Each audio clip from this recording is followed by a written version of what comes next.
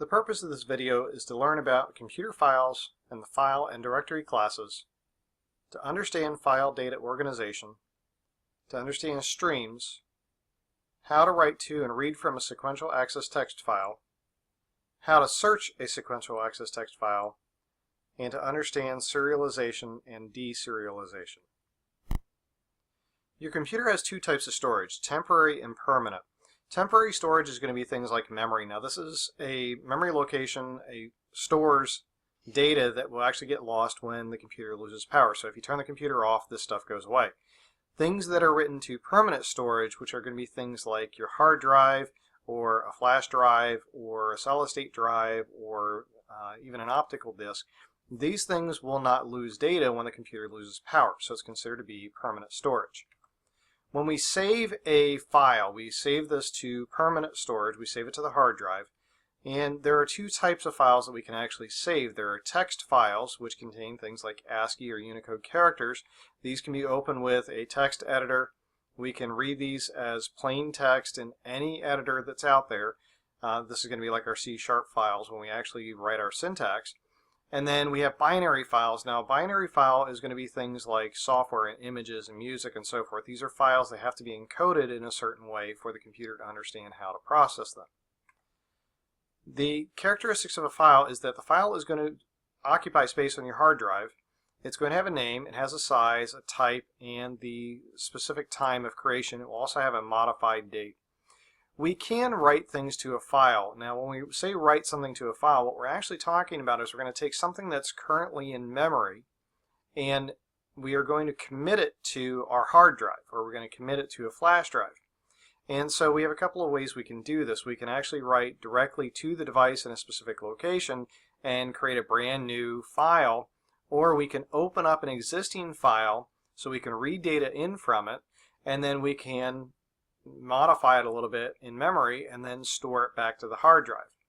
The common thing here is going to be that for me to do anything with a file, I have to load it into memory first before I can actually modify it.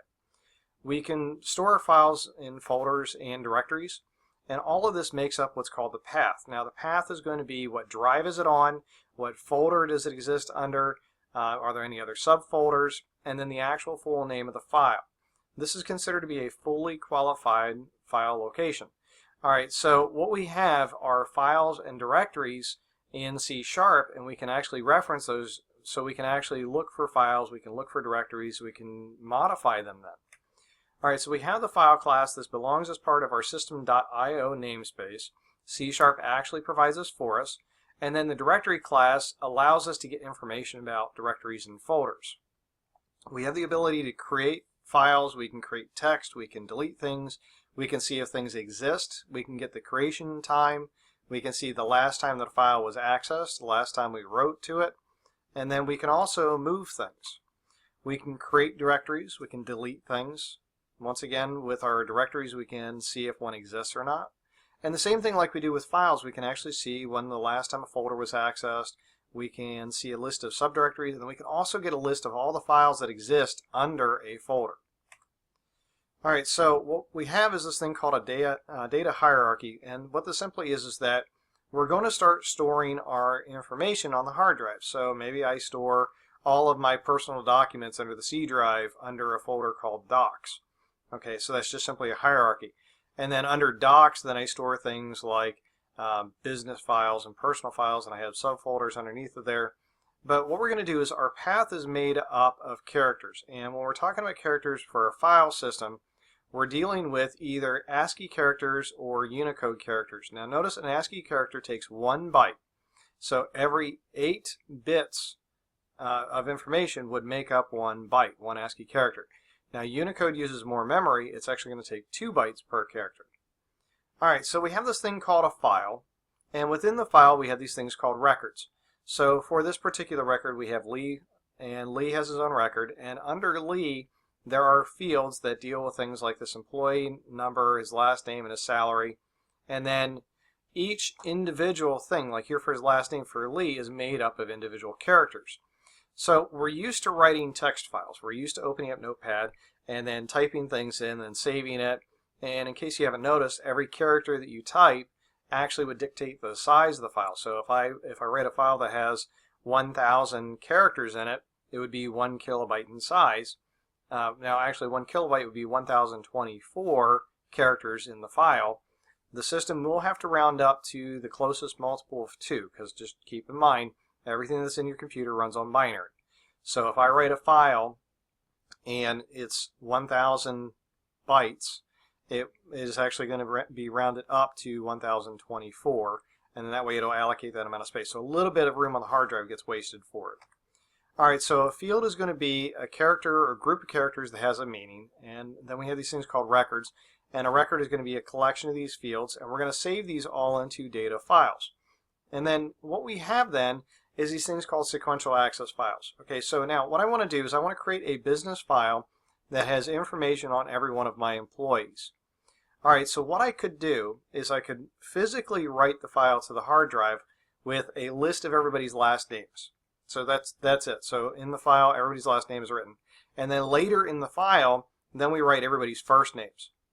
And then later in the file, we write everybody's addresses. Well, that's not necessarily going to make a whole lot of sense when we go back and try to read the data in. So what will happen is on our hard drive, we'll typically do something like write the person's first name, and then write their last name, and then write their address, and then write their telephone number, and put all of this stuff together. And what we do is when we go to retrieve the data from the hard drive, we pull the data out of there. We actually have to read it all into memory, and we're going to open what's called a stream. Alright, so when we open up a file with C#, we actually have to open the whole file. We're going to read in the data that we need from the file, and then when we're done reading the data in, we actually have to close the file. And when we close the file, what we're actually doing is we're removing it from memory, because everything that we do has to exist in memory. Well, if I try to read in a 4 gigabyte text file, it's going to take up 4 gigabytes of RAM. So what we need to do is we need to make sure that every time we open up a file, when we're done with it, we immediately want to close it so we can free up the memory that was tied up by that file. Alright, so we have this thing called a stream, and a stream is going to be that I'm going to pull data in from a file. I'm going to read it all into memory. Then we're going to pull it from memory into a variable or some other what's called a stream reader in C#. We're going to allow our application to manipulate it, and then we're going to provide some sort of output. Well, after we read it in and put it into our program, we actually want to close the connection to that file. We're going to release the file. Now, the negative part of doing that is going to be if I close the connection to the file and somebody else modifies it, there's a possibility that that particular file could be overwritten by somebody else. Now, C# would actually allow us to lock the file if we need to. For the sake of these exercises, we're just simply going to read and write data and ignore the locking mechanisms because we're the only ones going to write to these files for right now. Alright, so we have these stream objects. We have a console.in, and this is going to allow us to take input from our keyboard. We're going to have a console.out, which allows us to take output on the screen. And then we have a console.error, which means that if we get any errors, we're going to write those error messages directly to the screen. Alright, so most of our streams are going to exist in one direction. What that means is that I want to read data from an existing file. So we're going to use what's called a stream reader. We're going to read the data that's in the text file already. Then we're going to modify it, and then we want to write data back to that file after we're done manipulating it. Then we're going to use a stream writer. So we're going to output data to the file. Now remember, our computer is all input and output. Input is going to be, we can read things in from the keyboard, we can read things in from peripheral devices, we can read things in from existing files. Our computer is also output, and the output is going to be things like the output to a printer, output it to the screen, or we can output it to a file. Alright, so we also have this thing called a file stream. Now file stream is going to be a little more confusing because what this allows us to do is read and write things from a file at the exact same time. It's more advanced, but it prevents that issue of somebody being able to modify the file while we have access to it. For the sake of these exercises, we're mostly going to play with a stream reader and stream writer. We're going to manipulate things in memory, and then when we're done, we're just simply going to output it to a file. Alright, so what we can do is we can look at these files using our file stream, and we can see, are we able to read it? Are we able to seek to a certain spot in the file? Can we write to it? What's the length of it? What's the name of it? What's the position? Because one of the things we're going to have to know is, like, if I want to write an additional record into a file and I already have that file open, I need to know where the last file was. Or if I go through the file and I find the location for a specific employee and I want to change information about that employee, I have to know where that employee's information is within that file. We can append things to the end of a file. We can create files. We can create new files. We can open them. We can open or create. And what that means is we're going to open it if it's not there. I'm sorry, we're going to open it if it is there, and if it's not, then we're going to create it. And then we can also truncate files, which means we can cut off things at the end of the file. So if we want to delete a specific record, we can do that. All right, we can read things from a file. We can make them read write, which means that we're able to set the file so that people can read to it, they can write to it. And then we can also flat out write to it. Now when we do this, what we're going to have to do is we're going to have to create an object, and our object is going to be an instance of the stream writer or stream reader classes. We're going to give them a name. And so you'll notice here that our class is stream writer. We're going to give it a name of writer, and then it's a new stream writer, and this is our constructor for it. In our constructor, we're going to pass a parameter, we're going to pass an argument, which is the name of the file, and then the system will go ahead and write the file out. Now, stream writer knows if I pass the name of a file, it knows that's what it's supposed to do, is write the context of this out to that particular file. All right, so what we're going to do is in C#, we're only going to read in the context of these files, and it's just simply going to read it as a stream. And what that means is it actually will read from the beginning to the end of the file. It'll read each individual byte and store each individual byte in memory. So what we have to do is we have to store the data file, and we're going to have to specify the form of the file. And what I mean by that is if I want to take something in that has multiple records in it, we may need to use something like a comma separated value file, which is a comma separated value file kind of works like a spreadsheet, except instead of being an Excel format, it's strictly a text document, and it uses these things called delimiters. Now, a delimiter is going to be a character that is used to separate fields. So if my document has every single record has the person's last name first, and then it has their first name, and then it has their address, then what I will see is one record per line. The first line would have the last name, and then a comma and a space, and then the first name, and then a comma and a space, and the address, and then a comma and a space, and then it will have maybe their email address and their telephone number, or whatever else we have for them. And it's all going to be one record per line. At the end of each line, the system will automatically write out what's called an end-of-line character, and it will also provide a carriage return. Now, the significance of that is going to be that from one platform to the next, our end-of-line character and our carriage returns actually differ. So if I'm using Windows, or if I'm using Linux, or if I'm using Unix or Mac, the end-of-line character is different. So what happens is our program needs to know the end-of-line character. Now, we're using Windows. By default, it knows what it's doing, but if you were to do this on another platform, and just keep in mind C# can be used on other platforms, we would have to know exactly how to write the file out to the hard drive. Alright, so what we're going to do is we're going to read these files in. We're going to read them as a sequential access file, so we'll be able to read in record 1, then record 2, then record 3, and so forth. And what we'll do is we'll take the data out of a text file, and instead of just simply loading into a single variable as a long string of text, we can actually populate things like arrays. We can create objects directly from these, and the way that we're going to do this is with our file stream and our stream reader. Once we have the data in our program as either an array or as an object or even as a stream, then we can do what are called position pointers, which what that'll do is it'll keep track of how many bytes into the file was the particular record that we're looking for. And then we can actually seek for that location later. So let's say Bob's last name changed, or let's actually go with Jane. Jane got married. Jane's last name changed, and I need to change Jane's last name. Well, what I could do is I could load the entire file into memory. I could manipulate it as one long string of text, just modify her last name, and then rewrite the entire file. Or I could keep track of where her last name is in the physical file, and then just simply overwrite that little section. And the way that we would do that would be to seek to that location. Alright, so we'd have to know the beginning of the stream, we'd have to know currently where we are, and then the system would keep track of how many bytes into the file would actually have to go to find Jane's last name to modify that location. It'll also keep track of the end of the stream for us. Alright, so why would I not necessarily want to write a text file? Okay, text files are kind of cumbersome. Anybody can open them. Anybody can modify them. Any program could make changes to it, and I may lose some of my formatting capabilities, because if everything's text, I'm limited to text capabilities. Alright, so in reality though, instead of using a text file to store all these records for different employees, their names and addresses and everything, typically what we'll do is we'll use a database. Now a database still works the same way. They're typically going to be a file, but if we use a database, then instead of having to write the data out to a file, we'd write it out to a connection to a database. We can use serialization. What that is just simply means that we're going to convert all of the stuff coming in into one long stream. Imagine streaming music or something else, and each individual second worth of music is coming in. And what you could do with a stream is you could actually take the stream of stuff coming in, and we could put that all into memory and reconstruct a song.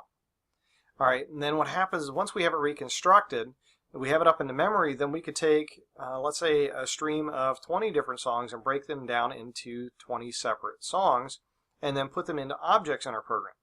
And that's deserialization. Now, deserialization is we're taking the stuff that we're reading in from a stream, and then we're actually going to put it into something. All right, so we're going to use a serializable attribute, which means that we're going to create these new classes. We'll state that the instance variable is allowed to be serialized, and this is all going to exist under the system.runtime, and it will actually allow us to take all of the stuff that comes in, convert whatever came in out of our file, and put that into an object. I made a new Windows Forms application, and I've added a couple of elements to the screen. I have a text box here called TBX Text to Write.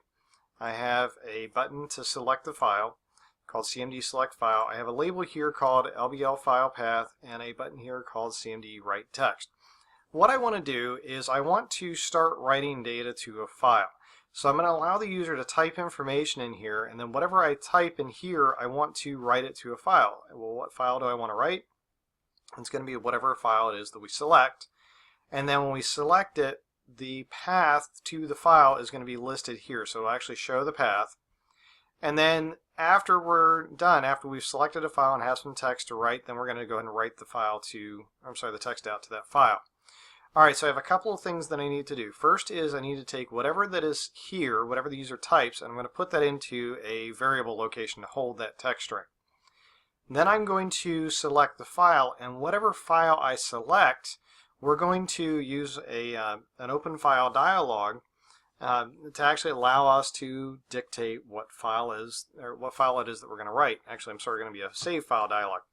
And then we're going to set our path here, and our path is going to be whatever this is. So we're going to have a variable to hold this text. We're going to have a variable to hold the location, and then when we're done, when we click this, what we're going to do is we're going to open up a new stream writer. We're going to give it a name. We're going to send the text to the stream writer, and we're going to let it write to that output file. Alright, so as far as our code is concerned, what I need to do is our form is going to have to keep track of where the file is actually going to be stored. And so what happens is when the form actually loads, we need the system to make a global variable that's just simply going to know where the file is. Alright, so what I'm going to do is make a new string here, and I'm going to call it str, we'll call it file name, and we're going to set this equal to nothing to begin with. And the whole point of this is just simply to have a name, sorry, this is string value, and this is going to be the path to the file to write. So it's just simply keeping track of where the file is. And the reason for it is once I select a file, then I have to put that file path here, and then that way I have a variable name that I can use to write the file out to the hard drive. Alright, so once I know what we're going to write, then what we're going to do is we're going to make it where when somebody clicks on the button, we're going to take whatever stuff they had in the text of our text box, and then we're going to write that out to this file location. Okay, so that's all going to occur when we write that out. Alright, so the first thing we need to do is we're going to have to select our file. So we're going to have to allow the user to choose where the file is going to be located. Alright, so I want to make it where when the user clicks on select file, what we're going to do is we're going to bring up what's called a save file dialog. Okay, so what I'm going to do is double click on this, And when I select this button, when I click on it, I want it to bring up this thing that you're used to seeing when you save a document. And they actually allow us to use it directly from here. It's called a Save File dialog. Now to use this, the Save File dialog is just simply a class. So this is our blueprint, so I have to give it some sort of name. So I'm going to call it dest file. This is going to be our destination file. And I'm going to set this equal to a new Save File dialog. Okay, and we're going to use the default constructor for it. So we're just simply keeping track of, we're going to use this dialog. Alright, so what we're going to do then is we're going to show the dialog. So I just want you to see how this works, and then we'll come back and modify this in just a second. So what I have to do then is once I make a new instance of it, then I have to show my new instance. So I'm going to do destfile.show dialog. Okay, so now when I do this, it's actually going to pop up on the screen and it'll give me the dialog. So when I click the start button, it'll pop up on the screen, and if I click select file, it'll pop up with the normal save as dialog like you're used to seeing, where you can actually select a name. Now you notice down at the bottom it says save as type, and there are no types that are specified right now, so we have to tell it what kind of file it's going to be saving. The way that we do this is we're going to set up what's called a filter. So I'm going to do destfile.filter, and the filter is actually going to be equal to a text string. And the question is, what is the text string? Okay, so the text string is going to be a user-friendly thing that we're going to show to the user. So I want to say something like text files, and then, text files, and then in parentheses I want to show them, the text file normally looks something like this. Okay, so this is what we're going to show to the user. And, sorry, that's a text string, so it should be in quotes. Alright, and then it has a second part to it. And the second part to it is I'm going to put a vertical pipe here, and I'm really going to set a filter of .txt. Now, as far as the system is concerned, this is the part that it cares about. This is the real filter. This over here is going to be the friendly, what does the user see on the screen. Okay, so now if I click start, now if I click select file, you'll see this says text files here. And if I select, I don't have any other options here, but this is the friendly part. That's what shows up on the left side. So you notice text files and then in parentheses *.txt. That's the friendly part of it, but behind the scenes it really is setting a filter of *.txt here. So what it'll do is it'll force the user that they have to write a file out, and it's going to have an extension of .txt. Once they select the location from that path, the next thing that we have to do is we have to actually tell it, we're going to create a variable to hold that path for it. Alright, so what I'm going to do is something like create a variable to hold the path. Okay, so I'm going to do something like string, and then we're going to call it str file location. And we're going to set this equal to dest file dot, and you'll notice that we have the ability to get the file name. So that file name will come right out of there. Alright, so this first part here is create save file dialog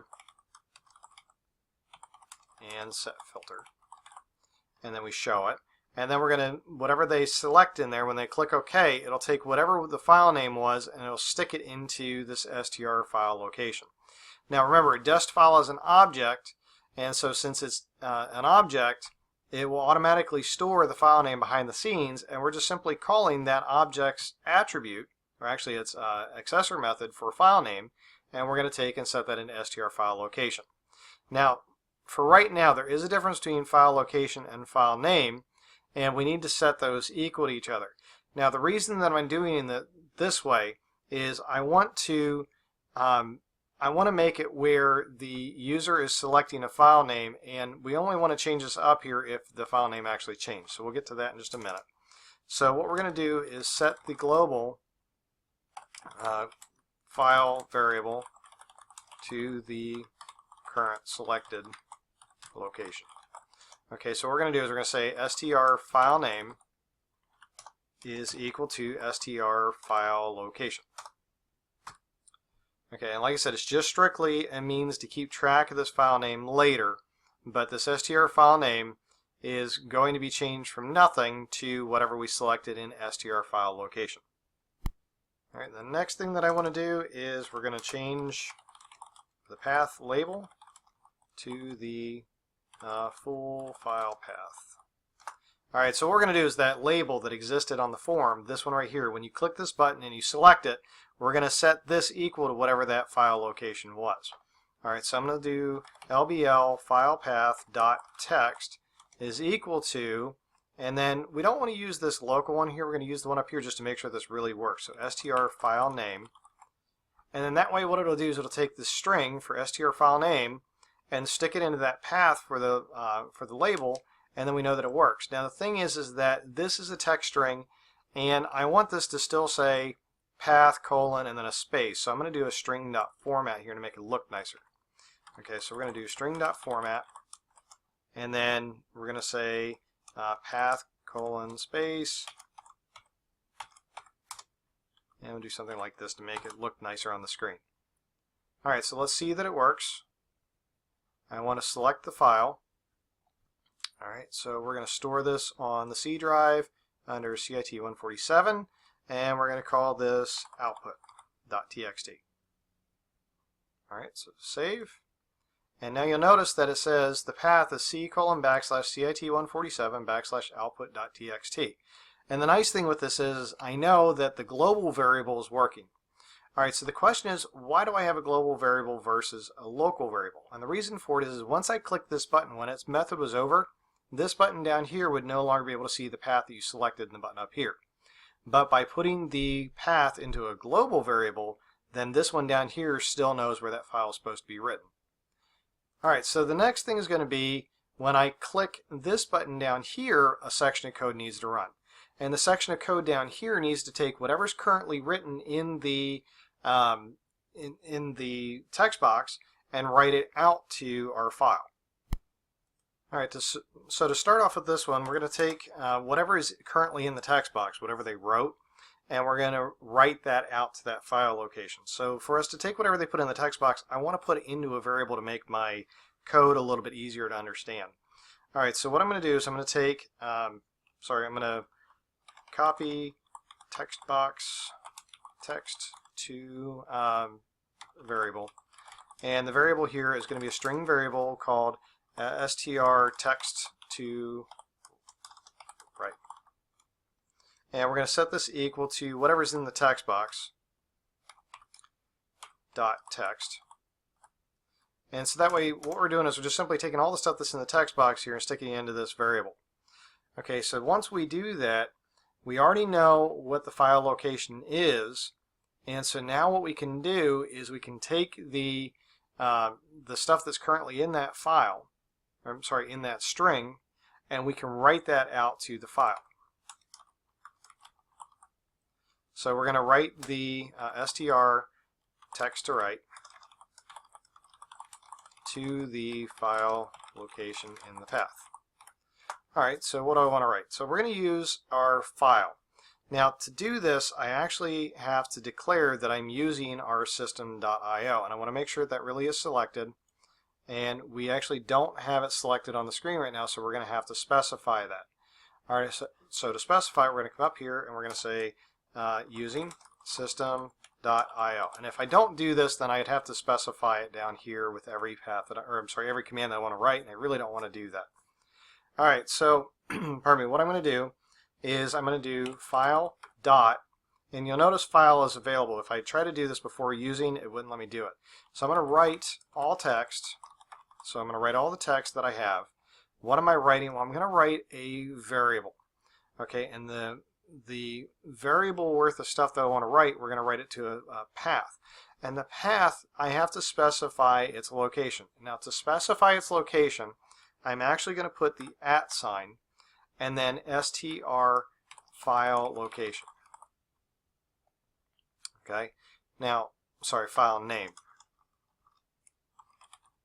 Okay, so str file name is our global variable, and then comma, and what I want to write str text to write. Okay, so what it's going to do is it's going to take whatever text is in str text to write, and it's going to write it to str file name. And the @ sign just simply tells it this is an output string, so it knows this is a local file. Because we could do things like writing it to a database, we could write it to an XML document or something like that, but we're just simply telling it that we're writing it actually to a file. Alright, so let's go ahead and run it.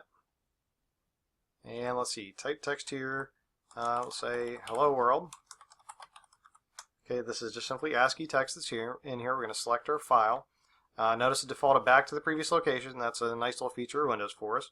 I'm going to call it, let's call it outfile.txt. And then save. And you'll notice that the path is going to be c:\CIT147 \outfile.txt. And what I want it to do is, it's already put this into a global variable. When I click this button, it's going to take whatever's here, stick it into a local variable for this button, then it will write whatever is in that variable to this file. So if I click write file to text or write text to file, then it doesn't show that it did anything, but behind the scenes I now have a file called outfile.txt. So if I double click on it, move that over to this window, you'll see that we now have hello world. Okay, so it's just simply taking whatever is currently in that field and writing it out to our file. Alright, so I'm going to go ahead and minimize this for a minute, and I'm going to do something like this is my line of text. Okay, so I'm going to go ahead and I already have my file selected, so now when I run this, it's going to read this into our local variable and it will write it to this file. So write it, and then now if I come into Notepad, notice it says the file has been modified. Do I want to reload it? Yes. And then what it did is it actually took my line of text, whatever I wrote, and it overwrote the file. Now we do have different ways that we can write this out. We could write it as just appending to the end of the file. We could actually completely overwrite the file, and we do have different ways that we can actually play with these. Alright, so I chose the option to write all text, and if I do this, what it's going to do is it overwrites our whole file. Well, I actually have the ability to append all text instead. And so what this will do is instead of writing the file and overwriting whatever's currently there, then we can simply select that we want it to append to the end of it. Now, Windows is giving me this option. Do I want to replace it? Yes, I do. That's just a built-in function of the Save File dialog. Alright, so I want to say something like hello world again, and I'm going to write this to the file. And then when I open up Notepad++, it says it's been modified. Do you want to reload it? Yes. And then there we go. So now it says this is my line of text, and then I have hello world. Now notice this is my line of text. That was what I wrote last time, and hello world was written this time. Now what I could do if I'm doing an append is I could do new line characters. Alright, so I could do something like, let's close this and come back here, and we're going to write out something like \n plus whatever str text to write it. So we do have the ability to do our formats just like we have before, but if I'm going to do something like that, then I want to make sure that my variable, whatever this is here, is going to be equal to whatever we want it to actually write. Okay, so what I'm going to do here is I'm going to come up here and I'm going to take str text to write, and I'm going to set that equal to, and then \n plus whatever's currently in str text to write. Okay, so we're going to force a new line character first, or we could do a new line character afterwards. Either way would work. Alright, so I want to run this. Hello again. I'm going to select my file, which is going to be this out file. Yes, I want to overwrite it. Write the text. Open it in Notepad, and there you go. So now we get our new line character, and it writes out hello again. So now, by putting the new line character, what it'll do is every time I write something to this file, it'll write it as another line. And there we go. And it keeps going, and it will put one thing per line. So what I could do now is I could use this to actually write to the file, and I could write individual fields for a record. So I could have something like first name, comma, last name, comma, address, comma, so forth. And each of those would be on one line, and then a new line character after each person gets written to the file. All right, make sure that you comment all of your code before submitting it. In this lesson, you learned that we call temporary storage either memory or RAM. A character can be any one of the letters, numbers, or special characters that comprise data. You learn that bytes flow into and out of applications through these things called streams. We can use these streams to write information to our file, or we can use a stream reader to read information from a file. When we read data from a sequential file, subsequent records are read in order, so we read it in from the beginning to the end. Serialization converts the objects into streams of bytes, and then deserialization converts things from a stream back into objects.